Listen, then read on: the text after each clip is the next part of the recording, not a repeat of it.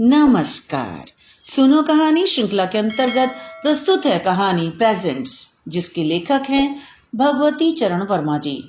हम लोगों का ध्यान अपनी सोने की अंगूठी की ओर, जिस पर मीने के काम में श्याम लिखा था, आकर्षित करते हुए देवेंद्र ने कहा, मेरे मित्र श्यामनाथ ने यह अंगूठी मुझे प्रेजेंट की। जिस समय उसने यह अंगूठी प्रेजेंट की थी, उसने कहा था कि मैं इसे सदा पहने रहूं, जिससे कि वह सदा मेरे ध्यान में रहे। परमेश्वरी ने कुछ देर तक उस अंगूठी की ओर देखा। इसके बाद वह मुस्कुराया। प्रेजेंट की बात उठी है तो मैं आप लोगों को एक विचित्र, मजेदार और सच्ची कहानी सुना सकता हूँ। यकीन करना या न करना आप लोगों का काम है, मुझे कोई मतलब नहीं है। मैं तो केवल यह जानता हूँ कि यह बात सच है, क्योंकि इस कहानी में मेरा भी हाथ है। अगर आप लोगों को जल्दी न हो तो सुनाऊं? चाय तैयार हो रही थी। हम सब लोगों ने एक स्वर में कहा, जल्दी कैसी, सुनाओ। परमेश्वरी ने आरंभ किया। 2 साल पहले की बात है। अपनी कंपनी का ब्रांच मैनेजर होकर मैं दिल्ली गया था।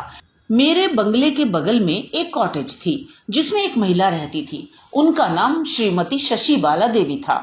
ग्रेजुएट थी और किसी गर्ल्स स्कूल में प्रधानाध्यापिका थी। संध्या के समय जब मैं टहलने के लिए जाया करता, तो श्रीमती शशि बाला देवी प्रायः टहलती हुई दिखाई देती थी।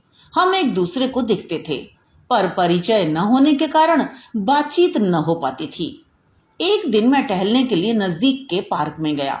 वहां जाकर देखा कि श्रीमती शशि बाला देवी एक फव्वारे के पास खड़ी हैं। उन्होंने भी मुझे देखा और वैसे ही वे वहां से चल दी। श्रीमती शशि बाला देवी मंथर गति से टहलती हुई आगे आगे चल रही थी और मैं उनके पीछे पीछे करीब 10 गज के फासले पर। वे बीच बीच में मुड़कर देख लिया करती थी।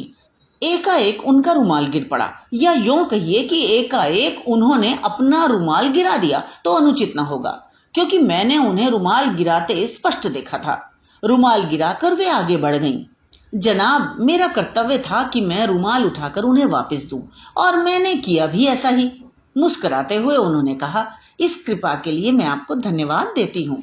मैंने भी मुस्कुराते हुए कहा, धन्यवाद की क्या आवश्यकता, यह तो मेरा कर्तव्य था। शशि बाला देवी ने मेरी ओर तीव्र दृष्टि से देखा। क्या आप यहीं कहीं रहते हैं? देखा तो मैंने आपको कई बार है। जी हाँ, आपके बराबर वाले बंगले में ठहरा हुआ हूँ। अभी हाल ही में आया हूँ। अच्छा, तो आप मेरे ही पड़ोसी हैं, या यूं कहना चाहिए कि निकटतम पड़ोसी हैं। कुछ चुप रहकर उन्होंने कहा, यह तो बड़े मजे की बात है। इतना निकट रहते हुए भी हम लोगों में अभी तक परिचय नहीं हुआ। मैंने जरा लज्जित होते हुए कहा, एक आध बार इरादा हुआ कि अपने पड़ोसियों से परिचय प्राप्त कर लूं, और परिचय प्राप्त भी किए, पर आप स्त्री हैं, इसलिए आपके यहाँ आने का साहस न हुआ। शशि बाला देवी खिलखिलाकर हंस पड़ी। अच्छा, तो आप स्त्रियों से इतना अधिक डरते हैं? लेकिन स्त्रियों से डरने का कारण तो मेरी समझ में नहीं आता। अब अगर आप अपने भय के भूत को भगा सकें तो कभी मेरे यहाँ आइए। आपसे सच कहती हूँ कि स्त्री बड़ी निर्बल होती है और साथ ही बड़ी कोमल। उससे डरना तो बड़ी भारी भूल है। शशि बाला की मीठी हंसी और उनकी वाक पटुता पर मैं मुग्ध हो गया। वह सुंदरी तो नहीं थी, पर कुरूपा भी नहीं कही जा सकती थी। उनकी अवस्था लगभग 30 वर्ष की रही होगी। गठा हुआ दोहरा बदन, बड़ी बड़ी आंखें और गोल चेहरा। मुख कुछ चौड़ा था, माथा नीचा, और बाल घने तथा काले काले और लापरवाही के साथ बांधे गए थे, क्योंकि 2-4 अलकें मुख पर झूल रही थीं, जिन्हें बार बार संभाल देती थीं। रंग गेहुआ, कद मंझोला, छपी हुई मलमल की धोती पहने हुए थी। पैरों में गोटे के काम की चट्टियां थीं। मैंने शशि बाला की ओर प्रथम बार पूरी दृष्टि से देखा। शशि बाला को मेरी दृष्टि का पता था।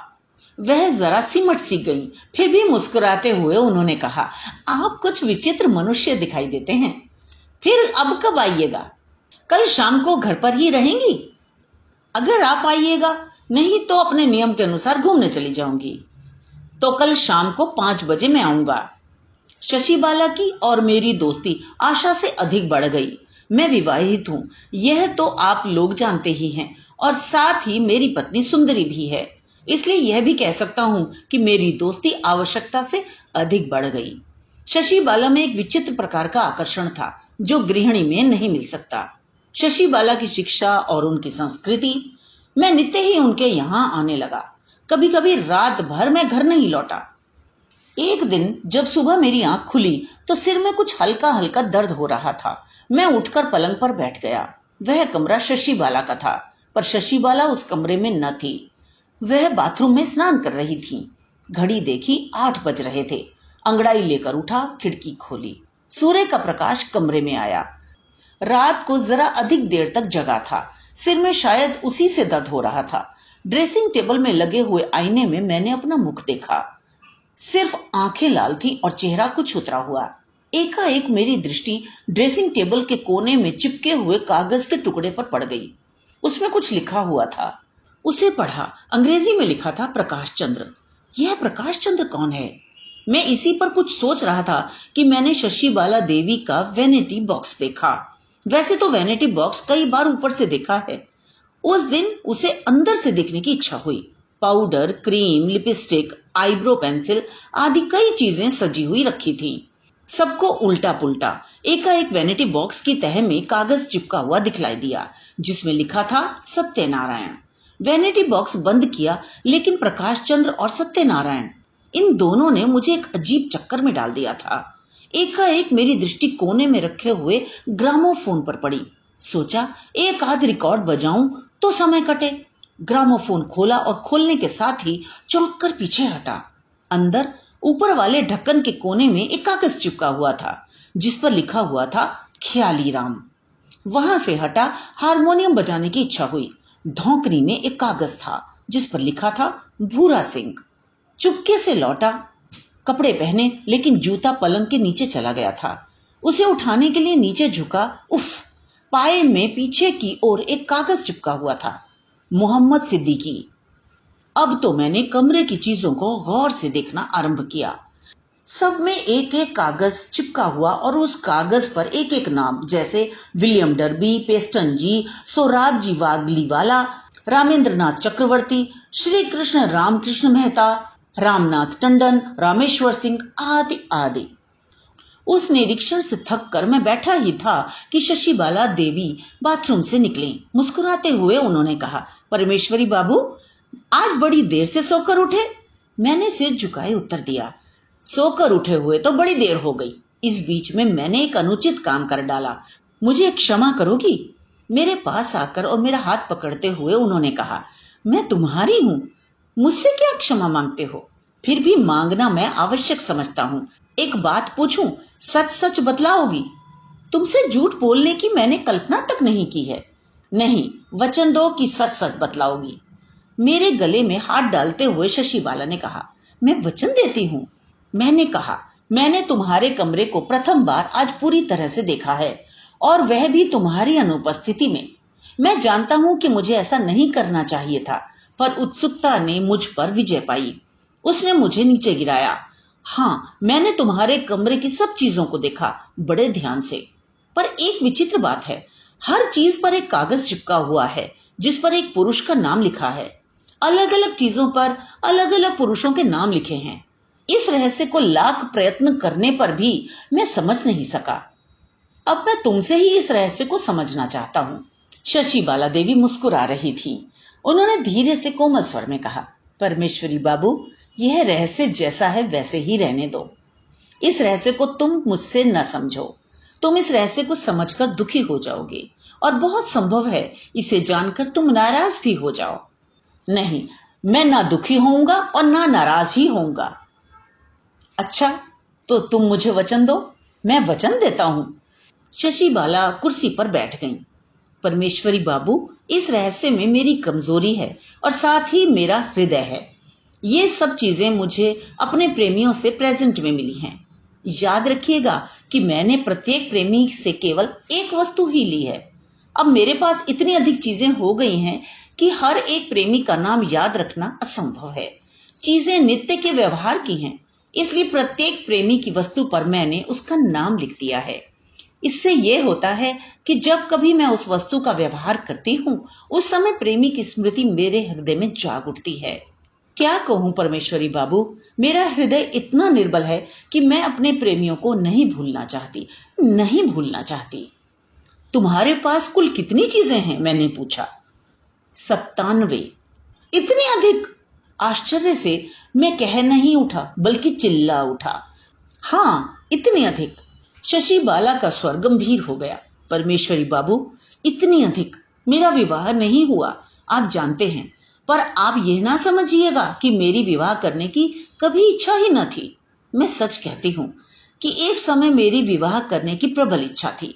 प्रत्येक व्यक्ति जो जीवन में आया, भविष्य के सुख स्वप्न पैदा करता हुआ आया। प्रत्येक व्यक्ति को मैंने भावी पति के रूप में देखा। पर क्या हुआ? वह व्यक्ति मुझे प्रेजेंट दे सकता था, पर अपनी न बना सकता था। धीरे धीरे मैं इसकी अभ्यस्त हो गई। यह रहस्यमय जीवन धीरे धीरे मेरे वास्ते एक खेल हो गया। सोचती हूँ कि उन दिनों मैं कितनी भोली थी, जब विवाह के लिए लालायित रहती थी, जब पत्रों में मैंने विवाह के लिए विज्ञापन तक निकलवाए। पर हर एक आदमी गलती करता है, मैंने भी गलती की। अब बंधन की कोई आवश्यकता नहीं है। जीवन एक खेल है, जिसका सबसे सुंदर खेल हृदय का नहीं, भोग विलास का खेल है, और खुलकर खेलना ही हमारा कर्तव्य है। परमेश्वरी बाबू, यह मेरी स्मृति की कहानी है, और मेरी स्मृति के रूप को तो आपने देखा ही है। साधारण मनुष्यों के लिए यह ठीक हो सकता है, कुछ हिचकिचाते हुए मैंने कहा। साधारण मनुष्य के लिए ही क्यों? हाँ, आपका नंबर 98वां होगा। खिलखिलाकर हंसते हुए शशि बाला ने उत्तर दिया। उस समय मैं न जाने क्यों दार्शनिक बन गया। जनाब, मेरे जीवन में वैसे तो दर्शन में और मुझ में उतना ही फासला है जितना जमीन और आसमान में, पर शशि बाला की कहानी सुनकर मैं वास्तव में दार्शनिक बन गया। मैंने कहा, हाँ, जीवन एक खेल है, और तब तक जब तक हम खेल सकते हैं। अशक्त होने पर यही जीवन हमारे सामने एक भयानक और कुरूप समस्या बनकर खड़ा हो जाता है। तुम वर्तमान की सोच रही हो, मैं भविष्य की सोच रहा हूँ, 10 वर्ष बाद की सोच रहा हूँ। उस समय तुम्हारे मुख पर झुर्रियां पड़ जाएंगी, लोग तुम्हारे साथ खेलने की कल्पना न कर सकेंगे, और फिर ये स्मृतियां तुम्हें सुखी बनाने के स्थान में काटने को दौड़ेंगी। तुम्हारे आगे पीछे कोई है नहीं, अपने बनाव सिंगार के कारण तुम कुछ बचा भी ना सकती होगी।